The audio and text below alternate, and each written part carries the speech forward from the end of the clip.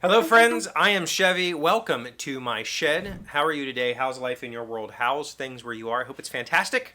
Everything here is great. Doing something a little different this week. We are talking about 5 movies that changed me, that changed the way I think about movies, or maybe changed the way I think about the world or myself or whatever.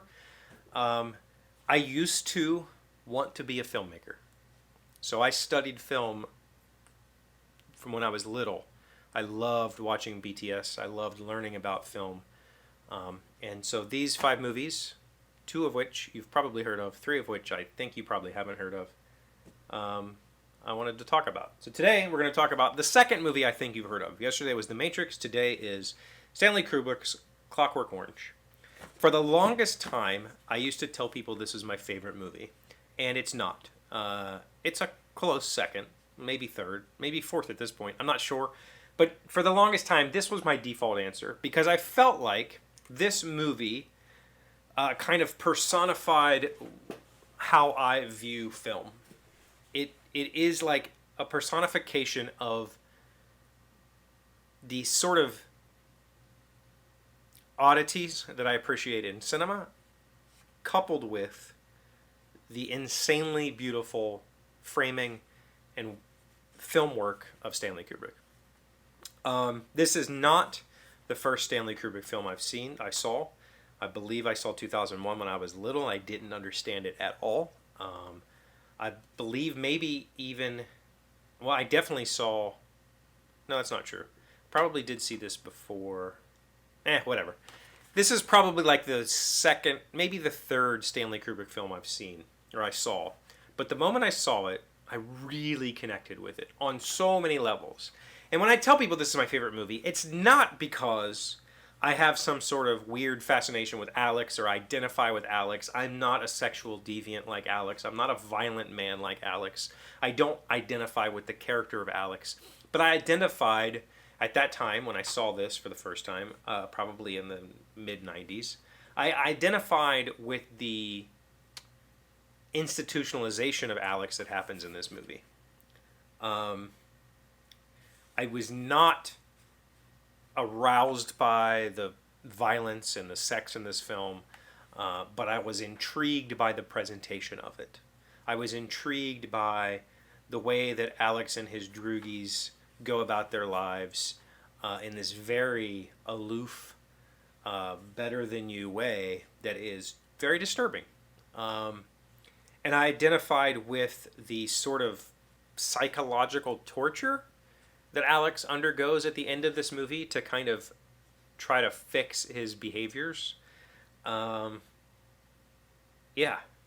this movie hit me hard when I saw it because it was so much the things that I was going through at that time of my life. It was me against the world. It was me against my family. It was me against the rules. It was none of this stuff makes sense to me. I don't fit this place, and there were people in my life that were trying to indoctrinate me in their way, or trying to, I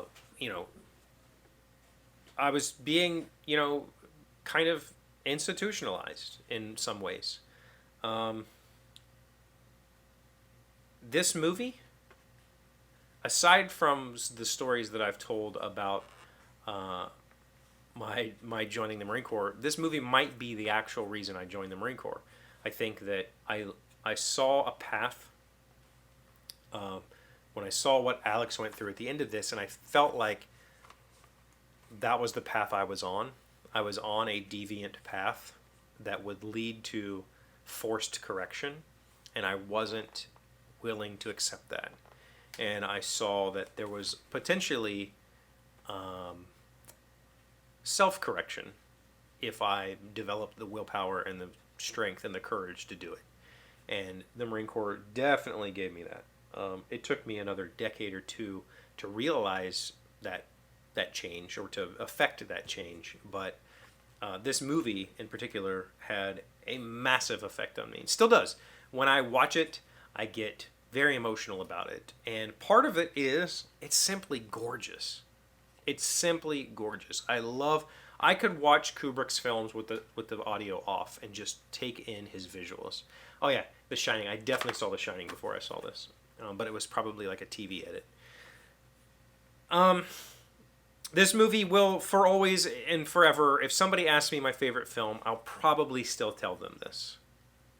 Because my real favorite film will be coming up probably on Friday, if you want to stick around and learn about it. It is a very disturbing movie that's very difficult to talk about in a positive light, and that it's hard to tell somebody about it.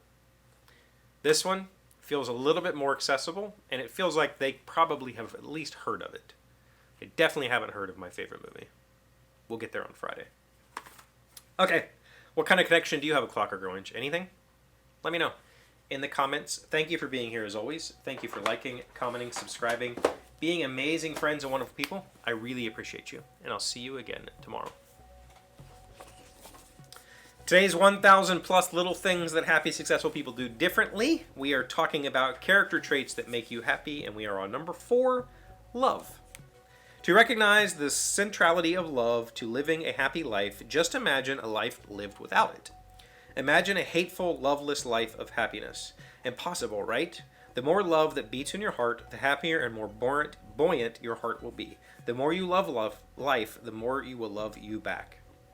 Love overlooks weakness and closes its eyes to idiosyncrasies. It accepts, seeks, and empowers what's best in others. I would say that, yes, here's an important lesson I had to learn, is to love life more than I love myself.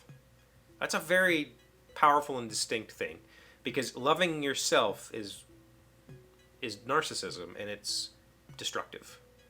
Loving life is empowering. Good skill to have, or good lesson to learn.